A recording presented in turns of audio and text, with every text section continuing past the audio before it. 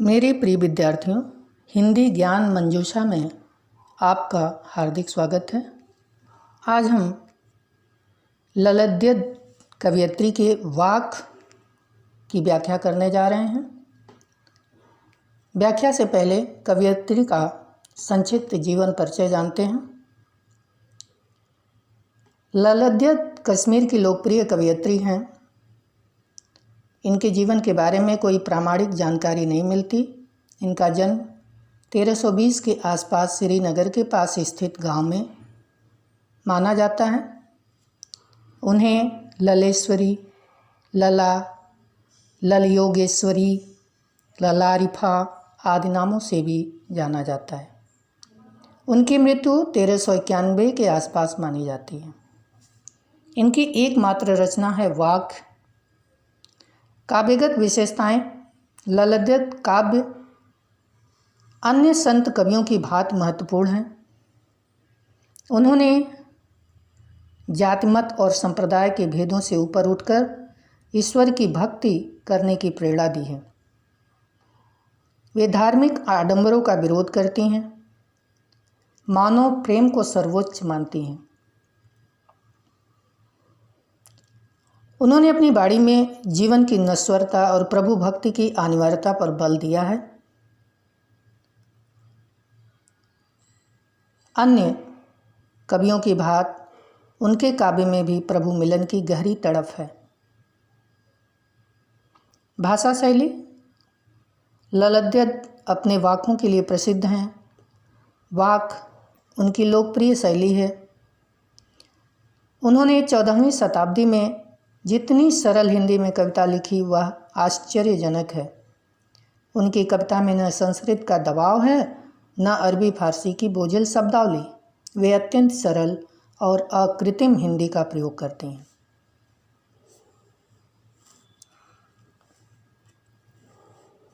यदि इनके वाक की सारांश देखें तो कवयित्री अनुभव करती हैं कि जीवन नश्वर और क्षणभंगुर है, परंतु परमात्मा से मिलन नहीं हो पा रहा। अतः उनके हृदय में एक तड़प से उठती है। मुक्ति का द्वार तभी खुल सकता है जबकि मनुष्य न तो पूरी तरह भोगी हो, न योगी, न तपस्वी। मध्यम मार्ग से ही मुक्ति मिल सकती है।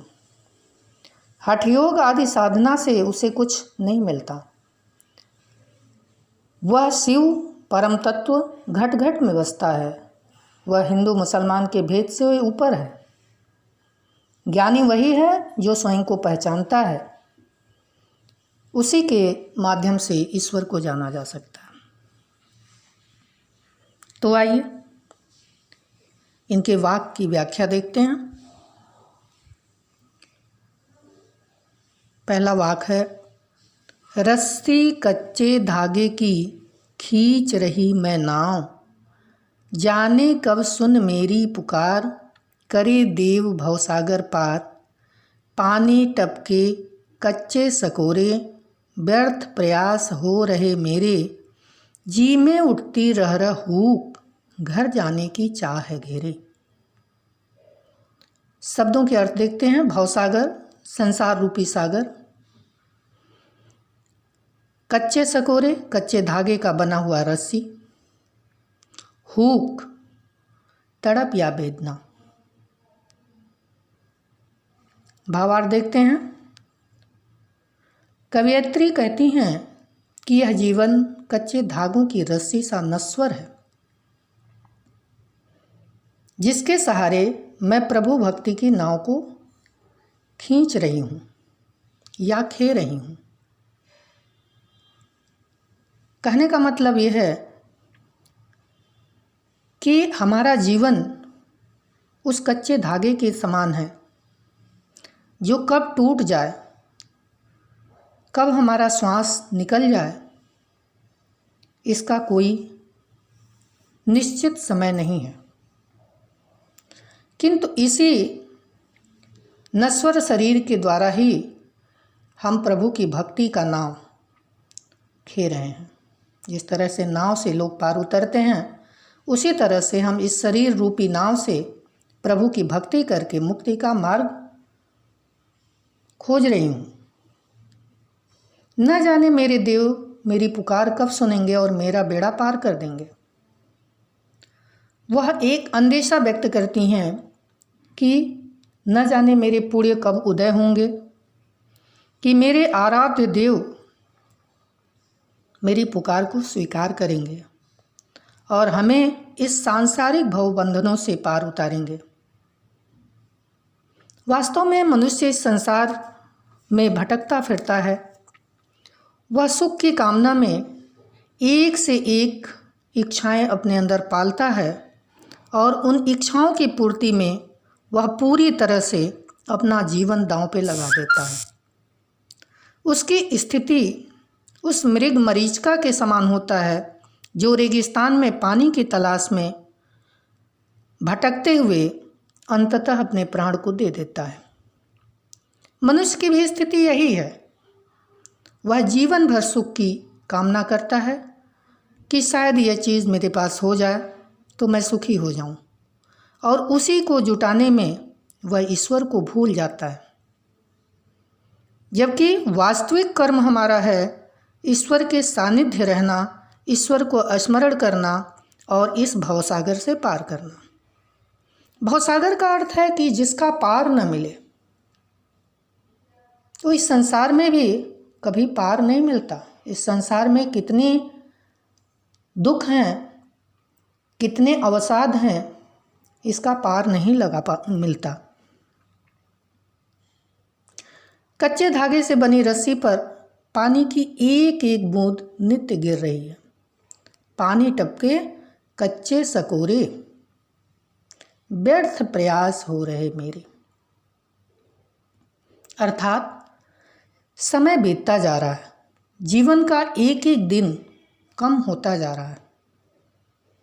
अब रस्सी कच्ची है और उस पर निरंतर पानी गिर रहा है तो निश्चित रूप से वो नष्ट हो जाएगी। और हमारा जीवन जो कि निश्चित नहीं है कि हम कब तक जीवित रहें, तो एक एक दिन वो व्यर्थ चला जा रहा है। मृत्यु समीप आती जा रही है। व्यर्थ प्रयास हो रहे मिले। प्रभु मिलन के सब प्रयास व्यर्थ हो रहे हैं। यानी हम जो बाह्याचार्यों में ईश्वर मिलन की कामना कर रहे हैं वो सारे प्रयास व्यर्थ हो रहे हैं। हम वास्तविक सच्चे मन से उस ईश्वर को प्राप्त नहीं कर पा रहे हैं। मेरे हृदय में रह रह कर के एक तड़प उठती है। हुक शब्द का प्रयोग किया है, बहुत ही सुंदर शब्द है हुक, अंतर्वेदना, जिसमें एक बहुत ही तड़प होती है। तो मेरे हृदय में रह रह कर के एक तड़प उठती है कि मैं कब अपने प्रभु से मिलूंगी। अब मैं अपने घर अर्थात परमात्मा लोक में जाना चाहती हूँ। हम ये भूल जाते हैं कि यह संसार अस्थाई नहीं है। हमें एक ना एक दिन इस संसार से जाना है, किंतु हम इसी को वास्तविक घर मान लेते हैं, जबकि हमारा वास्तविक घर कहाँ है? उस परम लोक में, जो परमात्मा का लोक है। वहीं पर जाकर हमें चिर आनंद मिल सकता है, परम आनंद मिल सकता है, सच्चा सुख मिल। इस वाक्य की भाषा अत्यंत सरल और मधुर है, अभिव्यक्ति में अत्यंत सादगी है। जीवन की उपमा कच्चे धागे से नश्वरता के लिए यह उपमा बहुत ही सुंदर है। नाव प्रभु भक्ति के लिए प्रयुक्त हुआ है। रह रह में पुनरुक्त प्रकाश अलंकार है। घर जो वास्तविक घर है वो परमात्मा लोक का प्रतीक है। रस्सी मानव जीवन का प्रतीक है, नाव मानव देह का प्रतीक है। इस वाक्य में प्रभु मिलन की प्यास प्रकट हुई है। कवयित्री के स्वर में वेदना है, तड़प है, पुकार है, व्याकुल कर देने वाली चाह है। दूसरा वाक्य देखते हैं। खा खाकर कुछ पाएगा नहीं, न खाकर बनेगा अहंकारी। सम खा तभी होगा संभावी, खुलेगी साकल बंद द्वार की। अहंकारी का अर्थ है घमंडी। सम का अर्थ है अंतःकरण और बाह्य इंद्रियों में संयम। समभावी समानता की भावना रखने वाला। साकल कहते हैं कुंडी, जो दरवाज़ों को बंद करने के लिए कुंडी प्रयोग में लाई जाती है, उसे साकल कहते हैं। भावार्थ देखते हैं। खा खाकर कुछ पाएगा नहीं। कवयित्री कहती हैं कि हे मनुष्य, तू सांसारिक भोगों में लीन मत हो, भोगों से कुछ प्राप्त नहीं होगा।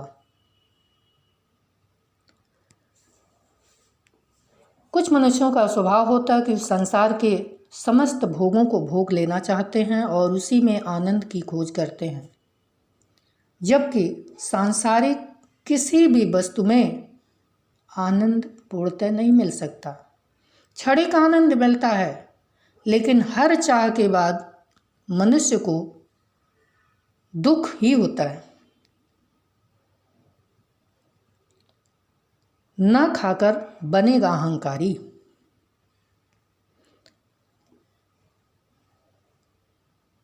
और यदि भोग के विरुद्ध त्याग और तपस्या का जीवन अपनाया तो इसमें मन में अहंकार उत्पन्न हो गया।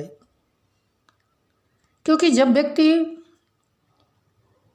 भोगों का त्याग करता है तो उसके अंदर यह अहम पैदा हो जाता है कि मैंने तो संसार की सारी वस्तुओं को त्याग कर दिया, और अहंकार आते ही वह ईश्वर से दूर हो जाता है। क्योंकि ईश्वर को अहंकार से नहीं पाया जा सकता। ईश्वर तो सहज है, उसे सहजता से ही प्राप्त किया जा सकता। इसलिए वो कहती हैं कि सम खा, यानी तुम भोग और त्याग के मध्य जियो। न तो तुम अत्यंत भोग में लिप्त रहो और न ही समस्त चीज़ों को त्याग कर दो, बल्कि समानता का भाव रखो। तुम आवश्यकता से अधिक किसी का भोग भी ना करो और सभी वस्तुओं का त्याग भी ना करो। अपने जीवन उपयोगी जितना तुम्हारे लिए आवश्यक है उतनी ही वस्तुओं का संग्रह करो और उतनी ही वस्तुओं का उपभोग करो। मध्यम मार्ग को अपनाओ। गौतम बुद्ध भी मध्यम मार्ग का ही अनुसरण किए थे, और हमारे जितने संत परंपरा के कवि हैं वो सभी मध्यम मार्ग का ही उपदेश देते हैं।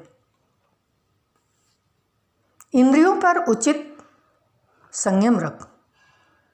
अपने इंद्रियों को न तो निरंकुश छोड़ दो और न ही उन्हें बहुत ही संकुचित करो, यानी उन्हें बहुत ही संयम में रखो। तभी तुम सुख दुख और भोग त्याग के बीच समान भाव से रहना सीखोगे। यदि तुम मध्यम मार्ग का अनुसरण करोगे, त्याग और भोग के बीच का मार्ग अपनाओगे, तभी संभावी हो सकोगे। इससे अहंकार भी नहीं होगा और तुम भोग में लिप्त भी नहीं होगे। स्थिति यह है कि आदमी जब भोग में लिप्त हो जाता है तो वो ईश्वर से दूर हटते जाता है। वह माया जाल की तरह उसमें फंसता चला जाता है। इसी सम मनोदशा में प्रभु प्राप्ति के बंद द्वार खुलेंगे। जिस तरह से दरवाज़ा बंद हो जाने पर सभी चीज़ें बाहर रह जाती हैं, उसी तरह से जब हम ईश्वर से दूर होते हैं तो हमारे हृदय का जो मार्ग है, हमारे हृदय से ईश्वर दूर हो जाता है और हमारा जो हृदय है वो पूरी तरह से बंद हो जाता है। समानता का भाव रख करके हम अपने हृदय को खोल सकते हैं, और जब हमारा हृदय खुलेगा तभी उसमें ईश्वर का निवास है। हृदय खुलने का अर्थ क्या है? मतलब हमारे जो विकार हैं, जो हमारी दुर्भावनाएं हैं, वो जब बाहर होंगी तभी ईश्वर उसमें रहेगा। किसी भी वस्तु को रहने के लिए घर तो खाली होना चाहिए ना। यदि घर में पहले से ही चीज़ें विद्यमान हैं तो उसमें नई वस्तुओं का समावेश कैसे हो सकता है? यदि हमारे अंदर पहले से ही विषय विकार भरे हुए हैं तो प्रभु उस हृदय में कैसे रह सकता है? और जब प्रभु हृदय में विराजमान होगा तभी हम परम आनंद को प्राप्त कर पाएंगे। इस वाक्य में सहज जीवन शैली अपनाते हुए प्रभु को पाने का भाव व्यक्त हुआ है। भाषा अत्यंत सरल, सुगम और उपदेशात्मक है। बंद द्वार साकल में रूप का अतिशयोक्ति अलंकार है। कवयित्री प्रभु मिलन की बाधा के लिए साकल का प्रयोग की हैं। खा खा कर में पुनरुक्त प्रकाश अलंकार है। इसी के समकक्ष कबीरदास भी कहते हैं कि सहज सहज सब कोई कहे, सहज न चीन्हे कोय, पांचों राखे परसती, सहज कही जय सोय। यह सांसारिक बंधनों से मुक्ति की अर्थात मोक्ष का प्रतीक है। अगला वाक्य, आई सीधी राह से गई न सीधी राह, सुसुम सेत पर खड़ी थी बीत गया दिन आ, जेब टटोली कौड़ी न पाई, माझी को दूं क्या उतराई। शब्दार्थ देखें। सुषुम सेत सुषुम्ना नाड़ी के मध्य, यह नाड़ी इला और पिंगला नामक नाड़ियों के मध्य में स्थित है। माझी नाविक या पार उतारने वाला। भावार्थ देखते हैं। प्रस्तुत पद में कवयित्री कहती हैं कि आई सीधी राह से, मैं सीधी राह से आई थी और उल्टी राह पर चल पड़ी। यानी मेरा जन्म साधारण ही हुआ था और मैं सहज मार्ग को न अपनाकर हठयोग के चक्कर में पड़ गई। ईश्वर को पाने के लिए सरल मार्ग अपनाना था, क्योंकि ईश्वर सहजता में ही निवास करता है, परंतु मैं गलती से हठयोग की कठिन मार्ग पर चल पड़ी। मैं जीवन भर सुषुम्ना नाड़ी के साधने की कोशिश करती रही। सुषुम सेत पर खड़ी थी। सुषुम्ना नाड़ी को साधने में ही मेरा पूरा जीवन नष्ट हो गया और कुंडलनी जागृत करने के लिए योग साधनाएं करते रही।